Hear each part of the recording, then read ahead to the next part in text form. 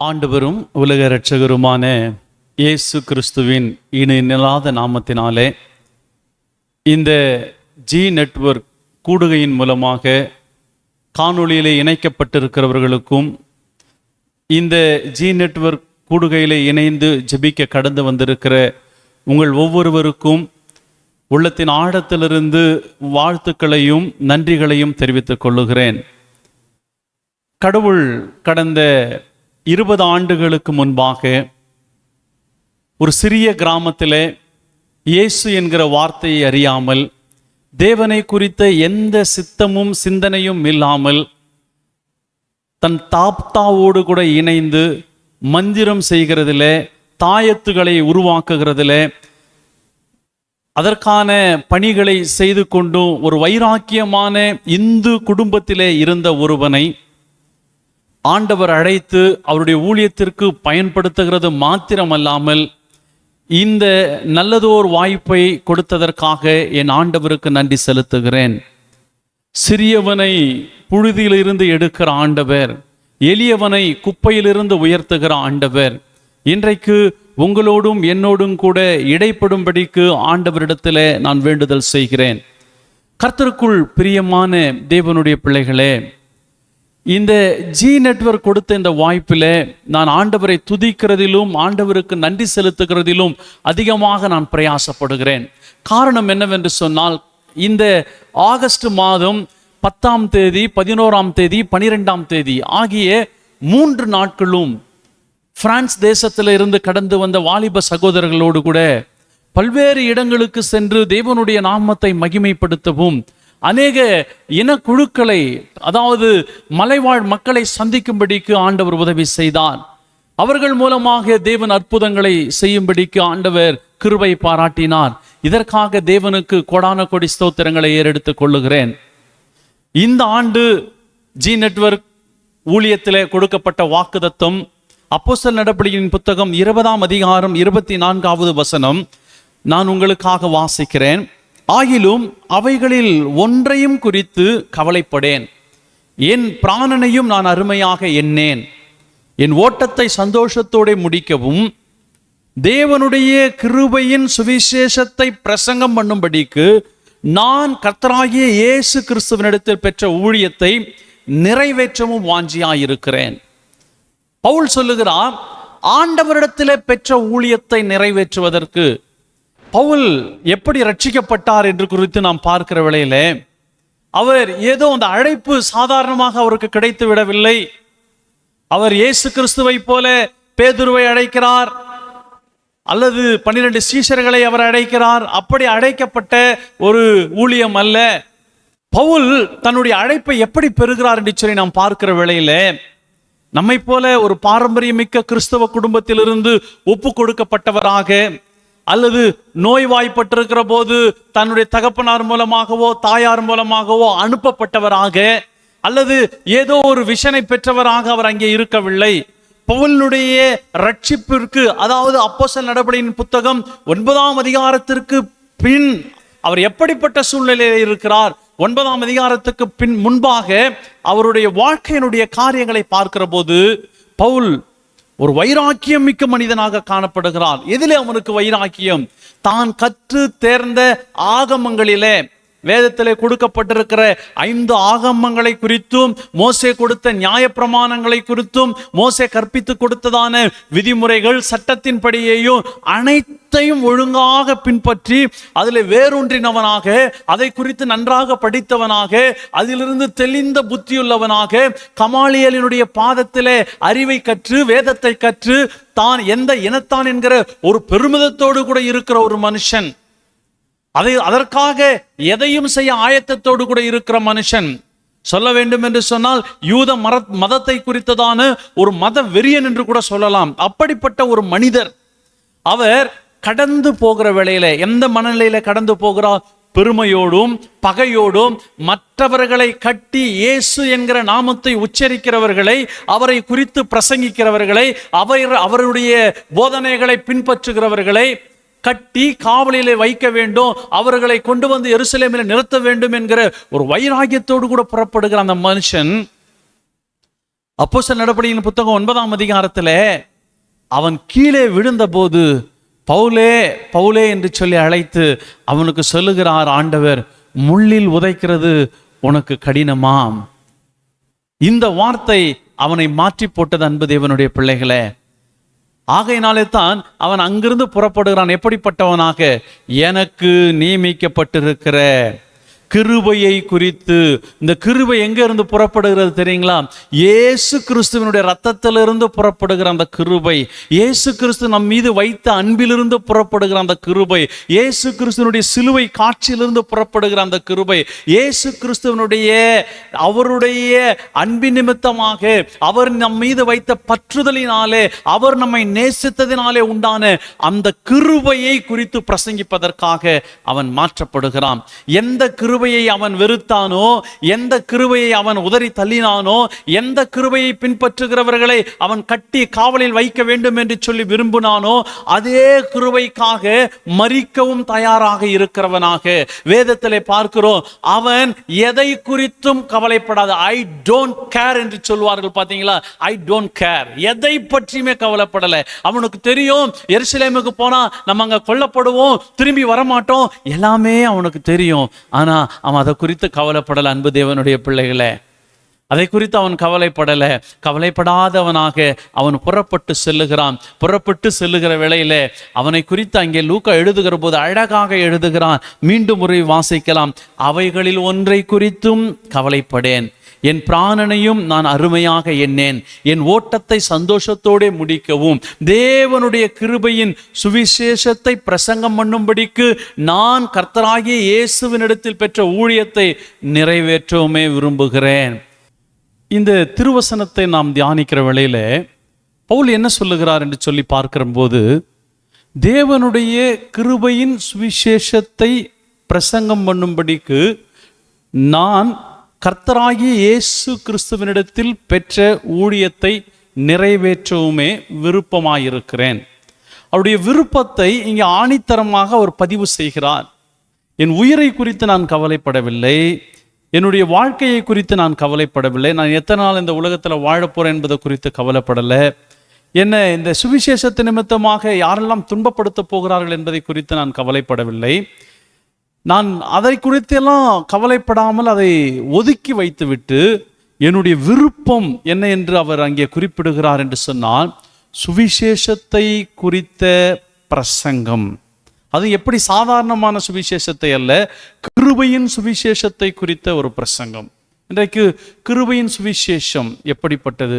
கிருபை என்றால் அனைவருக்கும் தெரியும். இன்றைக்கு கிருபையை குறித்து பேசினால் மணிக்கணக்காக நேர போகிறதே தெரியாது. எல்லாரும் ஆவலோடு கேட்பாங்க, ஆண்டவர் உங்கள் மீது கிருபையாய் இருக்கிறார், ஆண்டவருடைய கிருபை உங்களை சுகமாக்கும், ஆண்டவருடைய கிருபை உங்களை உயர்த்தும், ஆண்டவருடைய கிருபை உங்களுக்கு வீடு கொடுக்கும், ஆண்டவருடைய கிருபை உங்களுக்கு பல்வேறு விதங்களில் ஒரு ஆசீர்வாதத்தை கொடுக்கும், உயர்வை கொடுக்கும் என்று சொன்னால் அனைவரும் அதை விரும்புகிறார்கள். அப்போ கிருபைக்கும் சுவிசேஷத்திற்கும் ஒரு இடைவெளி இருக்கிறது. கிருபை என்பதை முதலாவது நாம் அறிந்து கொள்ள வேண்டும். இப்போ கிருபை என்பது என்னவென்று சொல்லி வேதத்திலே பார்க்கிற போது வேதம் சொல்லுகிறது, புலம்பல் 3ஆம் அதிகாரம் 22வது வசனம். 3ஆம் அதிகாரம் 22வது வசனத்திலே வாசிக்கும் போது, நாம் நிர்மூலமாகாதிருப்பது கர்த்தருடைய கிருபையே, அவருடைய இரக்கங்களுக்கு முடிவில்லை என்று சொல்லி இங்கே வாசிக்கிறோம்.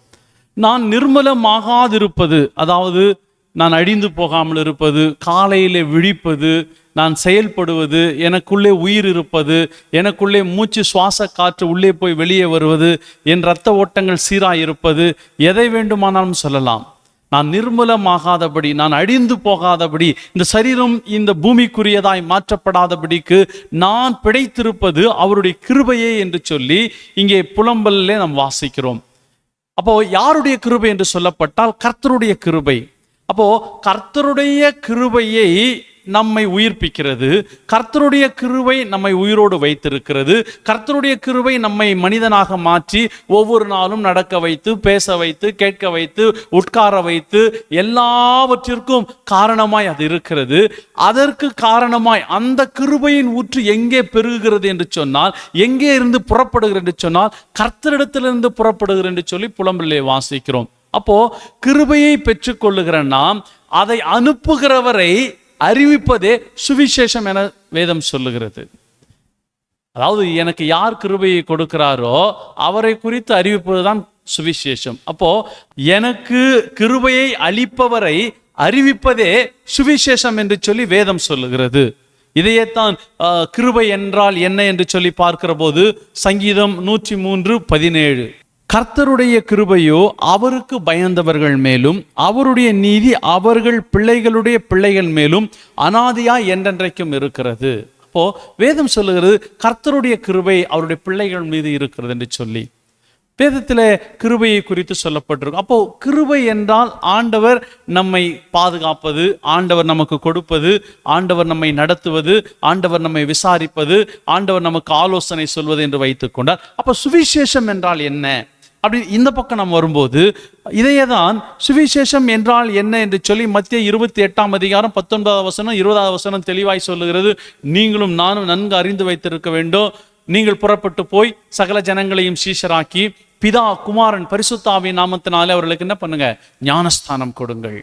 இதுதான் சுவிசேஷம். அப்போ கிருபையை கொடுக்கிறவரை பிரசங்கிப்பது தான் கிருபையின் பிரசங்கம், கிருபையின் சுவிசேஷம், கிருபையின் உபதேசம் எப்படி வேண்டுமானாலும் வைத்துக் கொள்ளலாம். அப்போ இன்றைக்கு பிரசங்கங்களும் உபதேசங்களும் கிருபையை மட்டுமே பிரசங்கிப்பதாக இருக்கிறது, கிருபையை மட்டுமே சொல்லுவதாக இருக்கிறது. அதிலே சுவிசேஷம் இருக்கிறதா? சுவிசேஷத்தை அறிவிப்பது உங்கள் மீதும் என் மீதும் விழுந்திருக்கிற கடமை. சுவிசேஷத்தை அறிவித்த பிரசங்கத்திற்கு ஒரு நல்ல உதாரணம் எடுத்துக்கொள்ள வேண்டும் என்று சொன்னால் 2 ராஜாக்கள் 5:3 ஒரு சிறு பெண்ணிடத்திலிருந்து கிருபையின் சுவிசேஷம் புறப்பட்டு வருகிறதை பார்க்கிறோம். நாகமானை குறித்து உங்களுக்கு தெரியும். நாகமான் வீட்டிலே ஒரு சின்ன பெண் இருக்கிறார்கள் வேலை செய்வதற்காக. அந்த பெண் சொல்லுகிறார்கள், என்ன சொல்லுகிறான்னு சொன்னால் 2 ராஜாக்கள் 5:3 இப்படியாய் சொல்லுகிறது. அவள் தன் நாச்சியாரை பார்த்து, என் ஆண்டவன் சமாரியாவில் இருக்கிற தீர்க்கதரிசியினிடத்திற்கு போவாரானால் நலமாயிருக்கும், அவர் இவருடைய குஷ்டரோகத்தை நீக்கி விடுவார் என்றால். அதாவது உங்களுக்கு தெரியும், நீங்க வாசித்திருப்பீங்க, யாராவது அறிந்த ஒரு வசனங்கள் தான். நாகமான், சீரியாவின் படைத்தலைவனாகிய நாகமான் என்பவன் தன் ஆண்டவரிடத்திலே பெரிய மனுஷனும் எண்ணிக்கை உள்ளவனுமாயிருந்தான். அவனை கொண்டு கர்த்தர் சீரியாவுக்கு ரட்சிப்பை கட்டளையிட்டார். மகா பராக்கிரமசாலியாகிய அவன் குஷ்டரோகியாயிருந்தான். சீரியாவிலிருந்து தண்டுகள் புறப்பட்டு இஸ்ரவேல் தேசத்திலிருந்து ஒரு சிறு பெண்ணை சிறைப்பிடித்து கொண்டு வந்தார்கள். அவள் நாகமானின் மனைவிக்கு பணிவிடை செய்து கொண்டிருந்தாள். நாகமானின் மனைவிக்கு பணிவிடை செய்யும்படியாக அழைக்கப்பட்ட அந்த சிறு பெண் சொல்லுகிறார், நீங்கள் புறப்பட்டு போய் சமாரியாவில் இருக்கிற தீர்க்கதரிசியினிடத்திற்கு. பாருங்க சுவிசேஷத்தை எப்படி அறிவிக்க.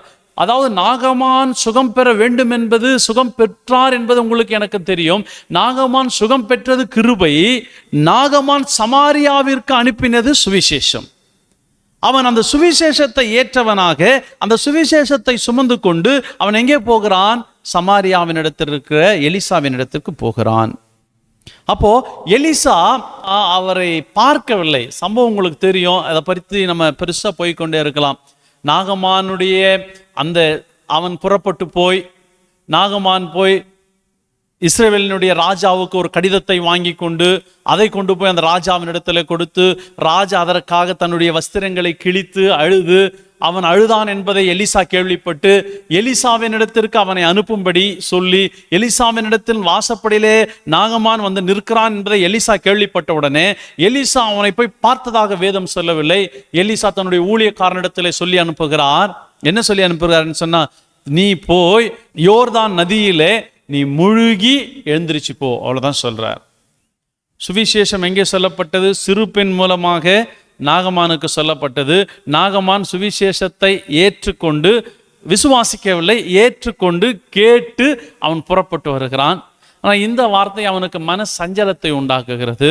அவன் சொல்றான், என்ன சொல்றான்? தமஸ்குவின் தண்ணீரை ஓடுகிற நதிகளாகிய அப்னாவும் பர்பாரும் விட இந்த தண்ணீர் விசேஷமான தண்ணீரா அப்படின்னு சொல்லி கேட்டு கோபம் கொண்டு அவன் திரும்பி போக மனதாக இருக்கிறான்.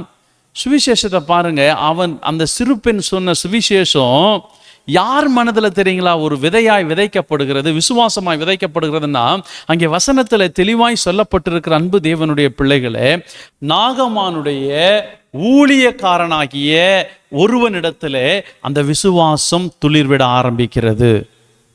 என் அன்பு தேவனுடைய பிள்ளைகளே, கடவுளுக்குள்ளே ஆண்டவரை நேசிக்கிற அருமையான இந்த ஜி நெட்வொர்க் இணையதளத்தின் மூலமாக இணைந்திருக்கிறவர்களே, வேதத்திலே பார்க்கிற போது இந்த ஊழியக்காரனுடைய இருதயத்தில் எப்படி அந்த விசுவாசம் துளிர்விடுகிறது பாருங்க. 13வது வசனத்திலே அவன் சொல்லுகிறான், 2 ராஜாக்கள் 5ஆம் அதிகாரம் 13வது வசனத்திலே, அவன் ஊழியக்காரன் சமீபமாய் வந்து அவனை நோக்கி, தகப்பனே, அந்த தீர்க்கதரிசி ஒரு பெரிய காரியத்தை செய்ய சொல்லி உமக்கு சொல்லி இருந்தால் அதை நீர் செய்வீர் அல்லவா? ஸ்நானம் பண்ணும், அப்பொழுது சுகமாவீர் என்று அவர் உம்மோடே சொல்லும்போது அதை செய்ய வேண்டியது எத்தனை அதிகம் என்று சொன்னான். நாகமானுடைய சரீரத்திலே அவன் குஷ்டரோகம் நீங்கினது என்று சொன்னால் அது தேவனுடைய கிருபை. அந்த தேவனுடைய கிருபையை இவர்கள் சுகந்தரித்துக் கொள்வதற்கு ஒரு சிறு பெண் புறப்பட்டு வருகிறார். அந்த சிறு பெண் தன் நாச்சியாரிடத்திலே சொல்லுகிறார். நாச்சியார் தன்னுடைய கணவனாராகிய நாகமானிடத்திலே சொல்லுகிறான். அவன் கேட்டு சுகத்துக்காக கடந்து போகிறான். ஆனால் விசுவாசம் நாகமானுடைய ஊழியக்காரனுடைய இருதயத்திலே துளிர் விடுகிறது. அன்பு தேவனுடைய பிள்ளைகளே, இந்த வார்த்தையை கேட்டுக்கொண்டிருக்கிற நீங்களும் நானும் இன்றைக்கு கிருபையை குறித்த அதிக பிரசங்கங்களை நாம் கேட்கிறோம். கிருபையை குறித்த அநேக வார்த்தைகள் நம்மை ஆவிக்குரிய வாழ்வில் நம்மை திடப்படுத்துகிறது. சுவிசேஷத்தை நாம் பிரசங்கிக்கிறோமா? அதில் சுவிசேஷ கலப்படம் இருக்கிறதா?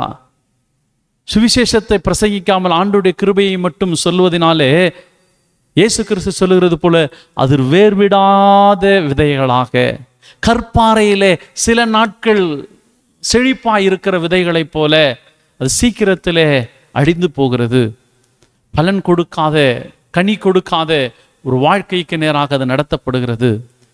என் அன்பு தேவனுடைய பிள்ளைகளே, இந்த வார்த்தையின் மூலமாக நீங்களும் நானும் பவுலுடைய விருப்பம் என்னவென்று சொன்னால் கிருபையின் சுவிசேஷத்தை பிரசங்கிப்பது. கிருபையின் சுவிசேஷம் எப்படி இருக்க வேண்டும் என்று சொன்னால் சுகம் கிடைக்க வேண்டும், சுகத்திற்கு காரணராகிய ஆண்டவருடைய நாமம் மகிமைப்பட வேண்டும். பலன் கிடைக்க வேண்டும், பலத்திற்கு காரணராகிய தேவனுடைய அன்பு அந்த இடத்துல விதைக்கப்பட வேண்டும். அப்போ கிருபையின் சுவிசேஷத்தை விதைப்பது என்பது இப்படியாக நாம் விதைக்க வேண்டும் என்று சொல்லி வேதத்திலே வாசிக்கிறோம். அப்போ கிருபையின் சுவிசேஷத்திலே இப்படிப்பட்ட அநேக விதமான உதாரணங்களை நாம் வேதத்திலே பார்க்க முடியும். உதாரணத்துக்கு சொல்லுவோம் என்று சொன்னால் சமாரியா ஸ்திரியை குறித்து பார்க்கிறோம். அவங்க சொல்றாங்க, சமாரியா ஸ்திரீ என்ன சொல்றாங்கன்னா, யோவான் 4ஆம் அதிகாரம் 23வது வசனத்திலே, நான் செய்த எல்லாவற்றையும் ஒருவர் சொன்னார், அவரை வந்து பாருங்கள். நான் செய்த எல்லாவற்றையும், நான் எப்படி இருக்கிறேன், என் வாழ்க்கை என்ன, என் வாழ்க்கையில் எப்படி இருக்கிறது, எல்லாவற்றையும் ஒருவர் சொன்னார், வந்து பாருங்கள். சுவிசேஷம். வந்து பார்த்தாங்க, ஆண்டவரிடத்தில் வந்தார்கள், ஆண்டவருடைய உபதேசத்தை கேட்டார்கள். இந்த காணொளி மூலமாக இணைந்திருக்கிற அன்பு தேவனுடைய பிள்ளைகளே, நீங்களும் நானும் இங்கே வந்து பார்க்கும்படிக்கு, ஆண்டவருடைய வார்த்தைகளை கேட்கும்படிக்கு, ஆண்டவருடைய சுவிசேஷத்தை அறிவிக்கும்படிக்கு நீங்களும் நானும் எப்படிப்பட்டவர்களாக இருக்கிறோம்? உங்களுடைய தேசத்தில் எப்படி என்று சொல்லி எனக்கு தெரியாது. ஆனால் இந்திய தேசத்தில் இப்பொழுது இருக்கிற சுவிசேஷத்தினுடைய அடைக்கப்பட்ட அநேக கதவுகள் இருக்கிறது. நிறைய இடத்துல இயேசு கிறிஸ்துவை சொல்ல முடியாத இடங்கள், இயேசு கிறிஸ்துவை இன்னும் அறியாத இடங்கள். நிறைய பேர் வட இந்தியாவில் இயேசு கிறிஸ்து அறியாமல், வட இந்தியாவில் இயேசு கிறிஸ்து தெரியாமல் இருக்கிறார்கள் என்று சொல்லுகிறார்கள். ஆனால் இதே கோயம்புத்தூர் மாவட்டத்திலேயே அநேக கிராமங்களுக்கு சென்றால் நீங்கள் யாருன்னு கேட்டால் பாஸ்டர்னா யாரையா? இயேசு கிறிஸ்துவை பற்றி அவர் சர்ச்சை, இயேசு கிறிஸ்துவா அது யாரு? இயேசு கிறிஸ்துனா தெரியல, இன்னும் அவர் ஒரு ஆண்டவர் என்பதே தெரியல. அப்படிப்பட்ட ஜனங்கள் கிராமங்கள் இன்னும் அதிகமாக இருக்கிறது. அப்போ கோயம்புத்தூர் மாவட்டத்திலே இப்படின்னு சொன்னா இந்தியா முழுவதும், உலகம் முழுவதும் நாம் எடுத்துக்கொள்ளும் போது எத்தனை ஜனங்கள் சுவிசேஷத்தை விரும்பி எதிர்பார்த்து அறிவிக்கப்படாமல் இருக்கிறார்கள். நீங்களும் இந்த காணொளி மூலமாக இணைந்திருக்கிற அன்பு தேவனுடைய பிள்ளைகளே, உங்கள் சுவிசேஷ பாரம் எப்படிப்பட்டது? நீங்கள் ட்ராக்ஸ் எடுத்துட்டு மைக்ரோஃபோன் வச்சுட்டு வீடும் போய் இயேசு நேசிக்கிறான்னு சொல்ல வேண்டியதில்லை. எனக்கு ஒருவர் சொன்னார், என் வாழ்க்கையில் நடந்த எல்லாவற்றையும் எனக்கு ஒருவர் சொன்னார். உங்களுடைய வாழ்க்கையில் நடந்த பல்வேறு காரியங்களை நீங்கள் அறிந்து கொள்ளுங்கள். உங்களுக்குள்ளே ஒரு மாற்றத்தை ஆண்டவர் உருவாக்க வல்லவராயிருக்கிறார். உங்கள் வாழ்க்கையில் நடந்த ஆண்டவரோடு கூட நீங்கள் இடைப்பட்ட போது, ஆண்டவருக்காக நீங்கள் பிரயாசப்பட்ட போது, ஆண்டவரோடு கூட நீங்கள் பேசின போது, ஆண்டவர் செய்த நன்மையை, நீங்கள் பலவீனப்பட்ட போது, நீங்கள் சுகவீனப்பட்ட போது, உதவியற்ற நிலைமையில நீங்கள் படுத்து கிடந்த போது கர்த்தர் உங்களை தூக்கி விட்டதை, ஒரு பெரிய சுமையை சுமந்து கொண்டு, ஒரு பாரத்தை சுமந்து கொண்டு, சோகத்தினுடைய வாழ்க்கையினுடைய விரக்தியிலே உச்சத்திலே நீங்கள் இருந்தபோது ஆண்டவர் உங்களை சந்தித்ததை, அன்னைக்கு சமாரியா ஸ்திரியை அந்த கிணத்தண்டையில ஆண்டவர் சந்தித்ததை அவள் போய் ஊரில் சொல்றாங்க. நீங்களும் நானும் சொல்லுவதற்கு வாஞ்சையோடு இருக்கிறோமா? நான் நேசிக்கிற ஆண்டவர் ஒருவர் இருக்கிறார், என்னை தெரிந்து கொண்டவர் ஒருவர் இருக்கிறார். அவர் நான் மரண இருளின் பள்ளத்தாக்கில் நடந்த போது அவர் கோலையும் தடியையும் கொடுத்து என்னை தூக்கினாருங்க. உங்களையும் தூக்குவாருன்னு உங்களால் என்னால் சொல்ல முடியுமா? என் அன்பு தேவனுடைய பிள்ளைகளே, யோசித்து பாருங்கள், யோசித்து பாருங்கள். ஆண்டவர் சொல்லுகிறது என்னவென்று சொன்னால், கிருபையின் சுவிசேஷத்தை தெரிவிப்பதும் பிரசங்கம் பண்ணுவது என்னுடைய விருப்பம். உங்களுடைய விருப்பம் என்னுடைய விருப்பம் என்ன? இன்னைக்கு அநேக கிறிஸ்தவருடைய விருப்பம் என்ன? தேவனிடத்தில் இருந்து பெற்றுக்கொள்ள வேண்டும், பெற்றுக்கொண்டவரை மறந்து நம்மை பிரதிபலிக்க வேண்டும் என்பதே அவருடைய ஒவ்வொருவருடைய விருப்பமாக இருக்கிறது. நாம் எப்படி தேவனுடைய கிருபையின் சுவிசேஷத்தை பிரசங்கித்துக் கொண்டிருக்கிறோம்? அடிமைத்தனத்தில் இருந்த ஒரு சிறுமி, இயேசு கிறிஸ்து வல்லமையுள்ளவர், இயேசு கிறிஸ்து அற்புதம் செய்கிறவர், இயேசு கிறிஸ்து சகலவற்றையும் குணமாக்குகிறவர் என்பதை அறிவித்திருக்கிறார் என்று சொன்னால், நீங்களும் நானும் சுகமாக்கப்பட்டும், பலவீனத்தின் மத்தியிலே பலனடைந்தும், சரீரத்திலே சுகமடைந்தும், நம்முடைய கடன் பிரச்சனைகளை ஆண்டவர் நீக்கியும், நம்முடைய தேவைகளை ஆண்டவர் சந்தித்தும், அவைகளை நமக்குள்ளே வைத்து அதை அறிவிக்காமல் பூட்டப்பட்டிருப்போம் என்று சொன்னால், பூட்டுக்கான சாவி எப்பொழுது உங்களுடைய இருதயத்தில் ஏற்படுத்தப்படும்? யோசித்து பாருங்கள் என்பது தேவனுடைய பிள்ளைகளே. இன்றைக்கு நீங்களும் நானும், அநேகர் நிறைய பேர் இருக்கிறாங்க பிரதர் சிஸ்டர், நிறைய பேர் இருக்கிறாங்க. சுகம் வேண்டி, பலன் வேண்டி, அற்புதம் வேண்டி. கர்த்தர் இதை செய்ய மாட்டாரா? எந்த மனுஷனும் செய்ய மாட்டாரா? நாங்கள் மருத்துவமனை ஊழியத்துக்கு போவோம். மருத்துவமனை ஊழியத்தில் போய் சுவிசேஷம் சொல்றதுல அவங்களுக்கு ஜெபம் பண்ணுவோம். அப்போது அந்த ஜெபம் பண்ணும்போது அவங்க கேட்கிற, ஆண்டவரே தெரியாது, ஆனால் சுகம் கொடுத்தா போதும் சுவாமின்னுவாங்க. அநேக நபர்கள் எங்களுக்கு சுகம் கிடைச்சா போதும் சொல்லுகிறோமா சுவிசேஷத்தை? இயேசு கிறிஸ்து ஒருவர் உண்டு, இயேசு கிறிஸ்துவின் ரத்தம் சகல பாவங்களை நீக்கும் என்று நம்மால் சொல்ல முடியுமா? என் பாவத்தை நீக்கிச்சிங்க, என்னுடைய பாவத்தை நீக்கியது சொல்லுவோமா? நீங்களும் நானும் நிறைய நேரம் நம்ம சொல்றது கூச்சப்படுற அன்பு தேவனுடைய பிள்ளைகளே. இங்கே அந்த ஒரு சிறு பெண் கிருபையின் சுவிசேஷத்தை பிரசங்கித்தார். இன்னைக்கு கிருபையின் பின்னால் போகாம கிருபையின் சுவிசேஷத்திற்கு பின்னால் நீங்கள் அழைக்கப்படுவீர்கள் என்று சொன்னால், ஆண்டவர் உங்களை எப்படி பயன்படுத்துவார் என்று சொல்லி ஒரு 3 காரியங்களை உங்களுக்கு நான் சொல்லி நான் இந்த கர்த்தருடைய வார்த்தையை நிறைவு செய்ய விரும்புகிறேன். அதில் மிகவும் முக்கியமான நபர் யார் என்று சொல்லி நாம் பார்த்தால், தாவீதை எடுத்துக்கொள்ளலாம். தாவீது எப்படிப்பட்டவன்? தாவீது ராஜா என்பது உங்களுக்கு தெரியும். தாவீது ஆண்டவருடைய சமூகத்தில் 40 ஆண்டுகள் இஸ்ரவேல் ஜனத்தை அரசாண்டவன் என்பது உங்களுக்கு தெரியும். ஆனால் அவன் அபிஷேகம் பண்ணப்பட்டும் ஆடுதான் மேய்த்து கொண்டிருக்கிறான் என்பது எத்தனை பேருக்கு தெரியும்? இன்னைக்கு ஒரு சின்ன ஒரு பதவி, ஒரு சின்ன ஒரு காரியங்கள் நம்ம வாழ்க்கையில நடந்தாலே, நம்ம உயர்ந்த மனநிலையை, ஒரு மேட்டின்மையான எண்ணத்தை, ஒரு பெருமையை, என்ன சொல்லுவாங்க, அது கமாண்ட்னு சொல்லுவாங்க இந்தியில, கமாண்ட். ஒரு பெருமை, பெரிய வெயிட்டை தலையில வச்சுன்னு சுத்துறோம். ஆனால் இங்கே தாவீதை குறித்து 1 சாமுவேல் 17ஆம் அதிகாரம் 37வது வசனத்தில் பார்க்கும்போது, அவன் அந்த இடத்துல, அதற்கு முன்பாக 14வது அதிகாரத்தில் ஆண்டவருடைய சமூகத்தில் இருந்து புறப்பட்டு வருகிற ஆண்டவருடைய மனிதனாகிய சாமுவேல் தாவீதை அபிஷேகம் பண்ணுகிறார். அபிஷேகம் நிறைய பிரசங்கம் கேட்டிருப்போம். தந்தையால் புறக்கணிக்கப்பட்டான், கண்டு கொள்ளப்படாதவன், கர்த்தர் பயன்படுத்தும்படி அழைக்கிறார். நிறைய பிரசங்கம் சொல்லிக்கொண்டே போகலாம். ஆனால் இங்கே நாம் பார்க்க வேண்டிய முக்கியமான ஒரு காரியம், தாவீது அபிஷேகம் பண்ணப்படுகிறார். அபிஷேகம் பண்ணப்பட்ட ஒரு மனிதனை அவனுடைய தகப்பனார் மீண்டும் ஆடு மேய்ப்பதற்கே அனுப்பிவிடுகிறார். ஆடு மேய்ப்பவனை மீண்டும் அவனுடைய தகப்பனாகிய ஈசாய் அழைத்து, நீ போய் பாளையத்தில் இருக்கிற உன் சகோதரர்களை பார்த்து இந்த உலர்பழங்களையும் இந்த அடைகளையும் 10 அடைகளையும் அவனிடத்தில் கொடுத்து விட்டு அவர்களை விசாரித்து வா என்று சொல்லி அனுப்புகிறார். இவன் போகிற காரியம் விசாரிப்பு. அங்கே பார்த்தால் மிகப்பெரிய பெலிஸ்தியனுக்கும் இஸ்ரவேல் ஜனங்களுக்கும் உண்டான பாளையத்துக்கு நடுவில் இருக்கிற ஒரு உரையாடலை பார்க்கிறோம். ஆடை அணிய முடியாதவன், வஸ்திரங்களை உடுக்க முடியாதவன், போர்க்கவசத்தை அணிய முடியாதவன், அவனுடைய கரங்களிலே ஈட்டியை பிடிக்க முடியாதவன், கையிலே வாளை எடுக்க முடியாதவன், கேடயத்தை ஏந்த முடியாதவன், எப்படி வேணாலும் சொல்லலாம். ஆனால் அவன் வாயிலிருந்து புறப்படுகிற அந்த வார்த்தை என்ன சொல்றான்னா, நீங்க எதை வேணாலும் நினைச்சுக்குங்க, நீங்க எப்படி வேணாலும் நினைச்சுக்குங்க. அவன் சொல்றான் அங்கே 37வது வசனத்துல, பின்னும் தாவீது என்னை சிங்கத்தின் கைக்கும் கரடியின் கைக்கும் தப்புவித்த கர்த்தர் பெலிஸ்தனுடைய கைக்கும் தப்புவிப்பார் என்றான். அப்பொழுது சவுல் தாவீதை பார்த்து, போ, கர்த்தர் உன்னோடு கூட இருப்பாராக என்றான். அல்லேலூயா. என் அன்பு தேவனுடைய பிள்ளைகளே, தாவீது சொல்லுகிற வார்த்தையை பாருங்க. அபிஷேகம் பண்ணப்பட்ட பிறகும் அவன் ஆடு மேய்த்து கொண்டிருக்கிறான். அவன் அபிஷேகம் பண்ணப்பட்டவன் என்பதை உணராமல் விசாரிப்பதற்காக ஈசாய் பாளையத்துக்கு நடுவே அவனை அனுப்புகிறான். இங்கே பாளையத்திலே வந்து அவன் சொல்லுகிறான், அந்த பெலிஸ்தியனை நான் கொன்று போடுவேன். எப்படிப்பா கொன்று போடுவே?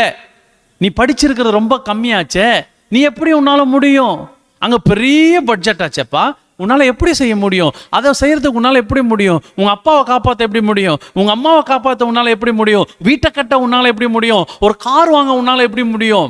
இல்ல ஒரு பெரிய ஒரு ஆலயத்தை கட்ட உன்னால் எப்படி முடியும்? நீ எப்படி 2 சுவிசேஷகரை அனுப்ப முடியும்? நீ எப்படி மிஷினரிகளை அனுப்ப முடியும்? நீ எப்படி சுவிசேஷத்தை அறிவிக்க முடியும் என்று சொல்லி உங்களை குறித்து உங்கள் உறவினர்களோ, ஒருவேளை தகப்பன் கூட மறந்து போகலாம், உறவினர்கள் சகோதரர்கள் கூட அவலமாய் பேசலாம். ஆனால் உனக்குள்ளே இருக்கிற ஆண்டவரை, நமக்குள்ளே இருக்கிற ஆண்டவரை நாம் வெளிப்படுத்துகிற போது கர்த்தர் கூழாங்கற்களை நம்முடைய கரத்திலே கொடுக்கிறார். அன்பு தேவனுடைய பிள்ளைகளே, சுவிசேஷத்தின் பாரம், இயேசு கிறிஸ்துவின் மீது வைத்திருக்கிற அன்பு, இயேசு கிறிஸ்து நமக்காக பட்ட அந்த பாடு கிருபையின் சுவிசேஷத்தை பிரசங்கிக்கும்படி நம்மை ஏவுகிறது.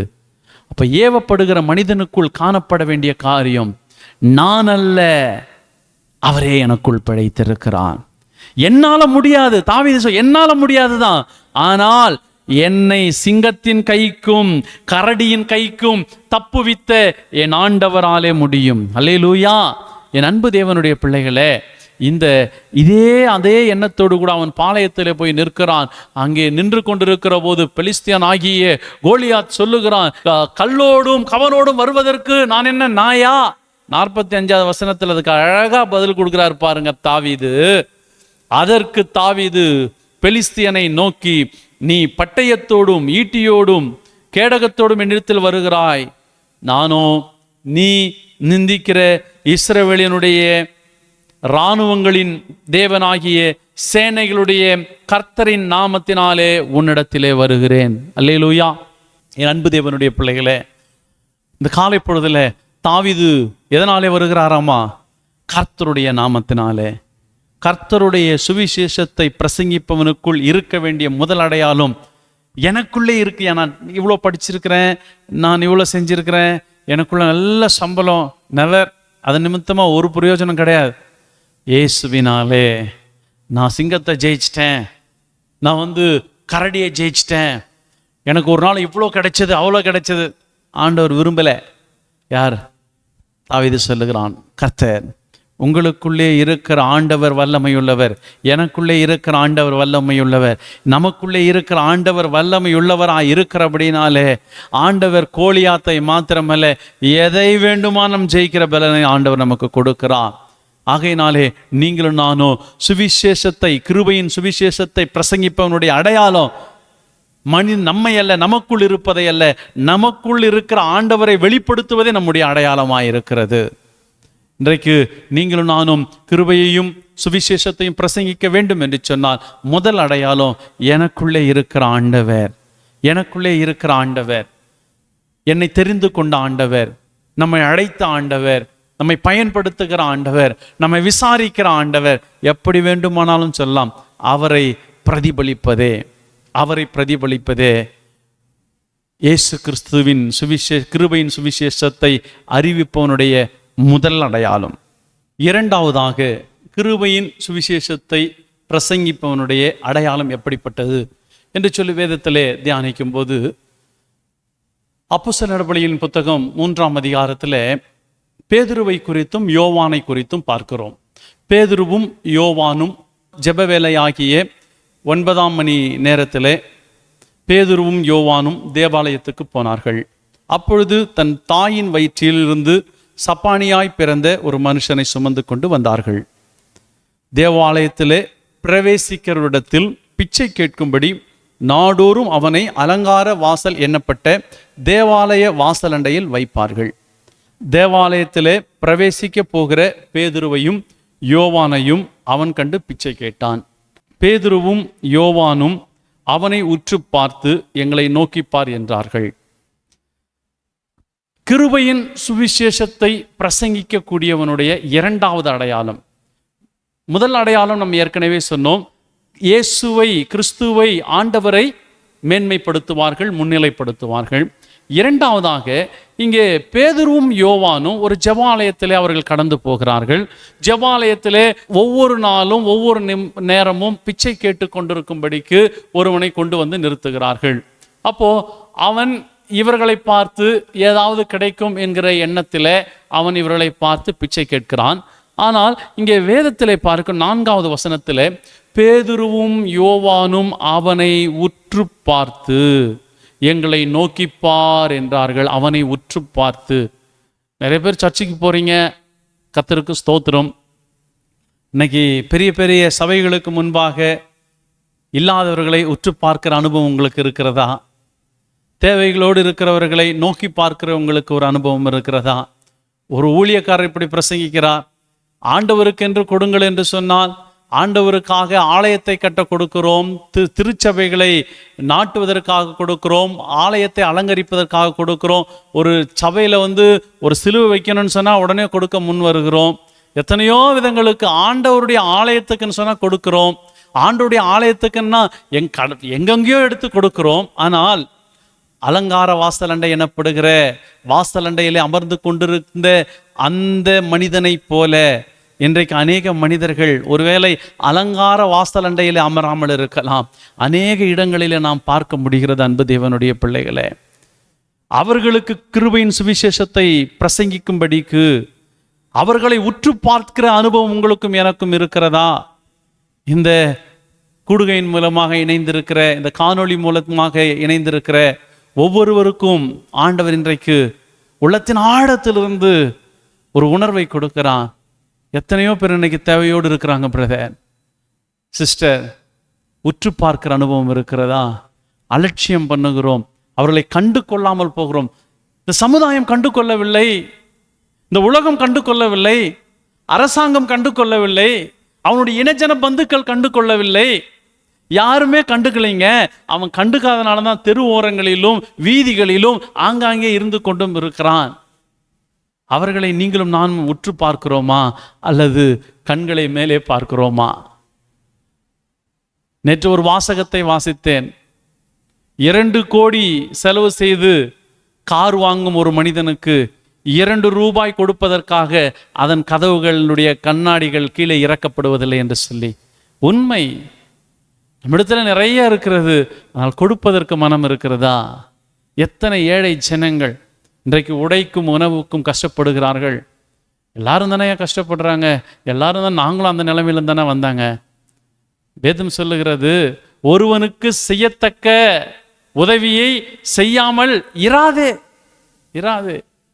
அதை செய்யத்தக்க திராணி இருந்தும், அவங்களுக்கு செய்ய முடியும்னு சொல்லி உங்களுக்கு திராணி இருந்துச்சுன்னா அதை செய்யாமல் இருப்பது ஆண்டவருக்கு பிரியமில்லாத ஒரு காரியம். பேதுரும் யோவானோ அங்கே நோக்கி பார்க்கிறார்கள். உற்று பார்த்தவுடனே அவனுக்கு தேவையானதை இயேசு கிறிஸ்துவின் நாமத்தை கொண்டு அவர்களுக்கு கொடுக்கிறார். நீங்களும் நானும் ஆண்டவருடைய சமூகத்திலே கடந்து வந்திருக்கிற பிரதர், சிஸ்டர், நிறைய பேர் இருக்கிறாங்க, கடைமுனைகளில் இருக்கிறார்கள். ஆண்டவர் உங்களையும் என்னையும் உயர்த்தி வைத்திருப்பது நாம் சுகபோகமாய் வாழ்வதற்காக மாத்திரமல்ல. ஒரு அழகான வாசகத்தை நான் இன்றைக்கு நினைவுபடுத்துகிறேன். உண்மையாக நடந்த ஒரு வாசகம். இந்திய மிஷினரி இயக்கத்தினுடைய முன்னாள் தலைவர் ஜேடிஆர் கிருபாகரன் என்பவர். அவர் ஒரு ஊழியக்காரர் அல்ல, ஒரு போதகர் அல்ல, ஒரு பிஷப் அல்ல, ஒரு பிசினஸ் மேன். அந்த ஒரு பிசினஸ், ஒரு தொழிலதிபர். அவர் அநேக திருச்சபைகளுக்காக உதவி செய்யக்கூடிய ஒரு நபர். அவர் திடீரென்று சொல்லி மதுரைக்கு போகிற வழியில் ஒரு ஹார்ட் அட்டாக்ல அவர் இறந்துட்டாரு. இறந்த பிறகு அவருடைய அந்த வேதாகமம், அவர் தினமும் வாசிக்கிற அந்த வேதாகமத்தை முதல் பக்கத்தை திருப்பும் போது அதில் எழுதியிருந்தாராம், நான் ஆசீர்வதிக்கப்பட்டிருப்பது, நான் உயர்த்தப்பட்டிருப்பது, கர்த்தருடைய கிருபை என் மேல் பொழியப்பட்டிருப்பது நான் சுகமாக வாழ்வதற்காக அல்ல, இயேசுவை காண விரும்புகிறோம் என்ற குரலுக்கு இயேசுவை அறிவிப்பதற்காக என்று சொல்லி அவர் எழுதி வைத்திருக்கிறார். என் அன்பு தேவனுடைய பிள்ளைகளை, இன்றைக்கு அவர்கள் மூலமாக ஜார்க்கண்ட் மாநிலத்தில் ஒரு பள்ளி கட்டப்பட்டு ஏறக்குறைய 1000 குழந்தைகளுக்கு மேலாக கல்வி அறிவு போதிக்கப்பட்டு கொண்டிருக்கிறது. இன்றைக்கு உங்களையும் என்னையும் ஆண்டவர் நம்முடைய கரங்களை திடப்படுத்தி இருக்கிறார் என்று சொன்னால், சுவிசேஷத்தை பிரசங்கிப்பதற்கு நீங்களும் நானும் வாஞ்சையுள்ளவர்களாக இருப்போம் என்று சொன்னால், கிருபையின் சுவிசேஷத்தை பிரசங்கிப்பவனுடைய அடையாளம் என்னவென்றால், ஏழைகளை நோக்கி பாருங்கள். வேதத்தில் ஏழைகளுக்கு இறங்குகிறவன் கர்த்தருக்கு கடன் கொடுக்கிறான் என்று சொல்லி வேதத்திலே வாசிக்கிறோம். ஏழைகளை ஆண்டவர் நேசிக்கிறான். ஏழைகளுடைய நியாயத்தை புரட்டாதிருங்கள் என்று சொல்லி வேதம் சொல்லுகிறது. இல்லாதவர்களை போஷிப்பதும் ஒரு சுவிசேஷ ஊழியம்தான். நீதிமொழிகள் 19:17 வாசிக்கும் போது, ஏழைக்கு இறங்குகிறவன் கர்த்தருக்கு கடன் கொடுக்கிறான், அவன் கொடுத்ததை அவர் திரும்ப கொடுப்பார். ஆகவே ஏழைகளை குறித்து உற்று நோக்குகிறவர்களாய் நாம் இருக்க வேண்டும். இன்றைக்கு அநேக ஜனங்கள் ஒரு எதிர்பார்ப்போடு கூட இருக்கிறார்கள்.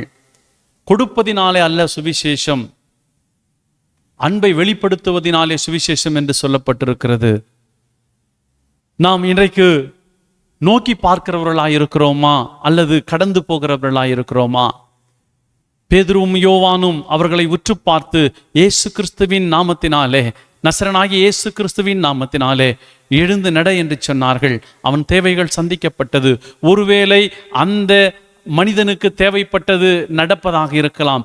இன்றைக்கு தேவைகளோடு கூட அநேக ஜனங்கள் இந்தியா முழுவதும் மாத்திரமல்ல உலகம் முழுவதும் பரவி கிடக்கிறார்கள். அவர்களை குறித்த உங்கள் பார்வை மேலான பார்வையாய் இருக்கிறதா அல்லது உற்று நோக்குகிறதா இருக்கிறதா? அவர்களை தவிர்ப்பதா இருக்கிறதா? அவர்களை உயர்த்துவதற்கும் அவர்களை குறித்த சிந்தையுள்ளதா இருக்கிறதா என்பதை நாம் யோசித்து பார்க்க வேண்டும். என் அன்பு தேவனுடைய பிள்ளைகளே, முதலாவதாக கிருபையின் சுவிசேஷத்தை பிரசங்கிக்கக்கூடியவனுடைய விருப்பங்கள் இயேசு கிறிஸ்துவை மேன்மைப்படுத்துகிறதாக, முன்னிலைப்படுத்துகிறதாக இருக்கும். ஆண்டவரை முன்னிலைப்படுத்துகிறதாக. இரண்டாவதாக, ஆண்டவருடைய நாமம் மகிமைப்படும் வண்ணமாக இல்லாதவர்களை, ஏழைகளை, புறக்கணிக்கப்பட்டவர்களை உற்று நோக்குகிறதா இருக்கும். நீங்களும் நானும் உற்று பார்ப்போம், கிறிஸ்துவின் மகிமையை அவர்களுக்கு பிரதிபலிப்போம்.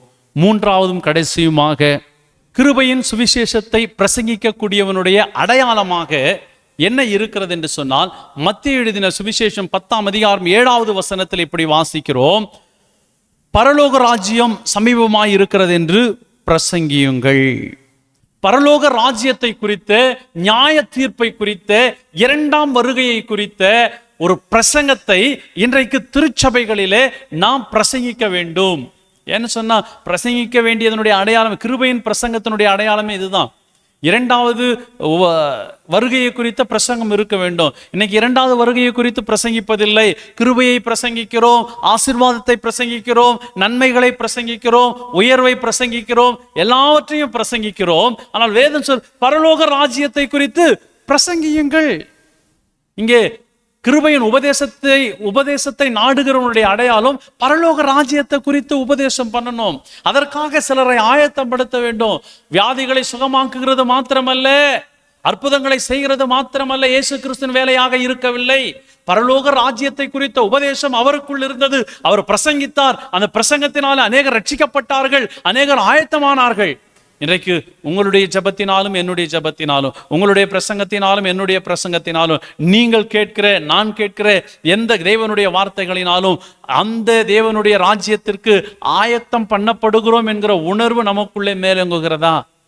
வருகிறோம், போகிறோம், இருக்கிறோம், அவ்வளவுதான். வேதம் சொல்லுகிறது, பரலோக ராஜ்யத்திற்கு ஆயத்தம் பண்ணுகிற பிரசங்கங்களே நம்மிடத்தில் இருக்க வேண்டுமா? முதலாவதாக கிருபையினுடைய சுவிசேஷத்தினுடைய அடையாளம் கர்த்தரை முன்னிலைப்படுத்துகிறதாக இருக்கும். இரண்டாவது, கிருபையின் சுவிசேஷத்தினுடைய அடையாளம் ஏழைகளையும் இல்லாதவர்களையும் உற்று பார்க்கிறதா இருக்கும். மூன்றாவது, பரலோக ராஜ்யத்திற்கு ஆயத்தப்படுத்துகிறதா இருக்கும். நீங்களும் நானும் ஆயத்தப்பட வேண்டும். நீங்களும் நானும் ஆயத்தப்பட வேண்டும். அன்பு தேவனுடைய பிள்ளைகளே, ஆங்காங்கே பிரசங்கித்துக் கொண்டிருக்கிறார்கள். ஏதோ எங்கோ 2-3 பேருடைய இரக்கங்களுக்காக நீங்களும் நானும் இன்று உயிரோடு கூட இருக்கிறோம். 10 பேருக்காக பட்டினத்தை அழிக்காத ஆண்டவர் இன்றைக்கு உங்களையும் என்னையும் அவர் பாதுகாத்து வருகிறார் என்று சொன்னால், நீதிமான்களுடைய கூக்குரல் தேவ சன்னதியில எட்டப்பட்டது என்று சொல்லிதான் அர்த்தம். நீங்களும் நானும் பரலோக ராஜ்யத்தை குறித்த பிரசங்கத்தை ஏறெடுத்து கொண்டிருக்கிறோமா? கேட்பதற்கு ஆயத்தமா இருக்கிறோமா? இல்லை, நிறைய பேர் என்ன பண்றோம்னா அதை கேட்க முடியாதபடிக்கு நாம் இங்க இருந்து கடந்து போய் விடுகிறோம். என் அன்பு தேவனுடைய பிள்ளைகளே, வாலிப தம்பி, தங்கச்சி, அருமையான குடும்பத்தாரே, ஆண்டவர் சொல்லுகிறார், நீங்களும் நானும் ஆயத்தப்படுவோங்க. எந்த இடத்துல பரலோக ராஜ்யத்தை குறித்து, நியாயப்பிரமாணத்தை குறித்து, தேவனுடைய கற்பனைகளை குறித்து, தேவனுடைய திட்டத்தை குறித்து, தேவனுடைய வருகையை குறித்து பிரசங்கிக்க பண்ணப்படுகிறதோ அந்த பிரசங்கங்களுக்கு உங்களுடைய செவிகளை சாயுங்கள். அந்த பிரசங்கங்களோடு கூட நீங்கள் இணைத்துக் கொள்ளுங்கள். ஏனென்று சொன்னால், கிருபையின் உபதேசம் மலிந்து கிடக்கிறது. அது எல்லா இடத்திலும் பெருகி கிடக்கிறது. அது நீங்க இன்னைக்கு அதுக்காக ஒரு பிரசங்கியாரை நீங்க தேடி போக வேண்டிய அவசியமே இல்லை. ஏனென்று சொன்னால், வேதத்தை அல்ல நீங்க தொட வேண்டிய அவசியம் கூட இல்லை. உங்களுக்கு செழிப்பின் உபதேசம் வேண்டும் என்று சொன்னால் யூடியூப் இருக்கிறது, நிறைய வலைதளங்கள் இருக்கிறது, நிறைய பிரசங்கங்கள் இருக்கிறது, நிறைய ஊடகங்கள் இருக்கிறது. ஆனால் வருகைக்குரிய பிரசங்கங்கள், வருகைக்குரிய ஆயத்தங்கள் குறைந்து விட்டது. அன்பு தேவனுடைய பிள்ளைகளே, இன்றைக்கும் உங்களுடைய குறைவுகளை, உங்களுடைய தேவைகளை ஆண்டவர் நிறைவேற்ற வேண்டும் என்று சொன்னால், பவுலை போல நீங்களும் நானும் கிருபையின் சுவிசேஷத்தை பிரசங்கிப்பதற்கும், கிருபையின் சுவிசேஷத்தை அறிவிப்பதற்கும், கிருபையின் சுவிசேஷத்தை கேட்பதற்கும் ஆயத்தம் உள்ளவர்களாய் இருக்க வேண்டும். அதை நான் எப்படி அறிந்து கொள்ள முடியும் என்று சொன்னால், எந்த சுவிசேஷத்திலே ஆண்டவரை மேன்மைப்படுத்துகிறார்களோ, ஆண்டவரை மையப்படுத்துகிறார்களோ, ஆண்டவருடைய உயர்வை குறித்து பேசுகிறார்களோ, அற்புதங்களை குறித்து மட்டும் பேசுகிறார்களோ, ஆண்டவர் மட்டுமே என்று சொல்லுகிறார்களோ, அதுவே கிருபையின் சுவிசேஷம். எந்த இடத்திலே ஏழைகளை நோக்கி பார்க்கிறார்களோ அதுவே கிருபையின் சுவிசேஷம். எந்த இடத்திலே இயேசு கிறிஸ்துனுடைய வருகையை குறித்த வார்த்தைகள் அதிகமாக இடம் பெறுகிறதோ அது கிருபையின் சுவிசேஷம். நீங்களும் நானும் எங்கே இருக்கிறோம்? கிருபையின் சுவிசேஷத்திலே இருக்கிறோமா, அல்லது கிருபையை மாத்திரம் தேடி ஓடிக்கொண்டிருக்கிறோமா? கிருபை, ஆண்டவர் சொல்லுகிறார், அது விலையினாலே பெறக்கூடியதல்ல, செயல்களினாலே பெறக்கூடியதல்ல, நம்முடைய நடக்கைகளினாலே பெறக்கூடியதல்ல. அது தேவனுடைய ஈவு. பலம் உள்ளவனுக்காகிலும் பலன் இல்லாதவனுக்காகிலும் உதவி செய்கிற ஆண்டவர் கிருபையை நமக்கு கொடுக்கிறார். அந்த கிருபையை நீங்களும் நானும் சுதந்தரித்துக் கொள்வதற்கு தகுதிகள் தேவையில்லை. அந்த கிருபையை அனுபவிப்பதற்கு நமக்கு ஏதோ ஒரு குவாலிஃபிகேஷன் தேவையில்லை. ஆண்டவர் சொல்லுகிறார், இலவசமாய் கொடுக்கிற ஆண்டவர், நான் உங்கள் மீது கிருபையாயிருக்கிறேன், உங்கள் மீது கிருபையாயிருக்கிறேன். அப்போ கிருபையை பெற்ற நாம், கிருபைக்கு காரணராகிய அவரை பிரதிபலிப்பதே சுவிசேஷம். அந்த சுவிசேஷத்தினுடைய அடையாளம், கிருபையின் சுவிசேஷத்தினுடைய அடையாளம், இயேசுவை மேன்மைப்படுத்துங்கள், இல்லாதவர்களை நோக்கி பாருங்கள், இரண்டாம் வருகைக்கு ஆயத்தப்படுத்துங்கள். தேவன் தாமே உங்கள் ஒவ்வொருவரையும் ஆசீர்வதித்து நடத்துவாராக. கண்களை மூடி ஆண்டவரை நோக்கி பார்ப்போம். எங்களை அதிகமாய் நேசிக்கிற எங்கள் பரிசுத்தமுள்ள நல்ல ஆண்டவரே, இந்த ஆசீர்வதிக்கப்பட்ட இந்த நேரத்துக்காக உமக்கு நாங்கள் நன்றி செலுத்துகிறோம். ஆண்டவரே, இந்த காணொளி மூலமாக இணைக்கப்பட்டிருக்கிற, ஒளிபரப்பப்படுகிற இடங்களிலெல்லாம் தெய்வ மகிமை அதிகமாய் கடந்து வர வேண்டுமாய் செபிக்கிறோம். ஒரு சுவிசேஷ பாரம் ஆண்டவரே எங்களுடைய இல்லாமைகளை நீக்கட்டும். ஒரு சுவிசேஷ பாரம் எங்கள் மேட்டின்மைகளை நீக்கட்டும். ஒரு சுவிசேஷ பாரம் எங்களை ஆண்டவரே அப்பா ஸ்தோத்தரிக்கிறோம். ஆண்டவரே, அனல் கொண்டு எழ செய்யட்டும். ஆண்டவரே, உமக்கு ஸ்தோத்திரம். உடைய கிருபையின் கரத்தை கொண்டு நீர் எங்களை ஆசீர்வதிக்கிறபடியினாலே உமக்கு ஸ்தோத்திரம். ஆண்டவரே, கிருபையின் சுவிசேஷத்தினுடைய அடையாளம் இயேசுவின் இரத்தத்தையும் இயேசு கிறிஸ்துனுடைய கிருபையும் இயேசு கிறிஸ்துனுடைய மேன்மையையும் மகிமைப்படுத்துகிறதாய் உயர்த்துகிறதாய் இருக்கிறது சுவாமி. அது இல்லாதோரை நோக்கி பார்க்கிறதாய் இருக்கிறது. உம்முடைய இரண்டாம் வருகைக்கு எங்களை ஆயத்தப்படுத்துகிறதா இருக்கிறது அப்பா. ஆண்டவரே, எங்களை அதற்கு ஒப்பு கொடுக்கிறோம் அப்பா. ஆண்டவரே, நாங்கள் ஆண்டவரே செல்ல முடியாவிட்டாலும் அனுப்புகிறவர்களாய் இருக்கிறோம். அதை அனுபவிக்க அநேகர் காத்திருக்கிறார்கள். கர்த்தர் எங்களை எழுப்புவீராக. ஆண்டவரே, பவுல் சொல்லுகிறது போல, ஆண்டவரே இதுவே எங்களுடைய வாஞ்சை, இதுவே எங்களுடைய பாரம், இதுவே எங்களுடைய அழைப்பு சுவாமி. அந்த அழைப்பிற்கு ஆண்டவரே ஒப்புரவாக்கப்பட்டவர்களாக அதோடு கூட இணைந்து பயணிக்க எங்களுக்கு உதவி செய்யும், தொடர்ந்து நடத்தும். இயேசு கிறிஸ்துவின் நாமத்தில் பிதாவே, ஆமேன், ஆமேன். கர்த்தர் உங்களை ஆசீர்வதிப்பாராக. மீண்டும் இந்த ஒரு நல்ல ஒரு வாய்ப்பை கொடுத்த ஜி நெட்வொர்க் நண்பர்களுக்கு உள்ளத்தின் ஆழத்திலிருந்து நன்றிகளை தெரிவித்துக் கொள்கிறேன். உங்களோடு கூட தேவனுடைய ராஜ்யத்திற்கு அநேகரை ஆயத்தப்படுத்துகிற உன்னதமான பணிகளிலே இணைந்து கொள்ள கர்த்தர் கிருபை பாராட்டுவாராக.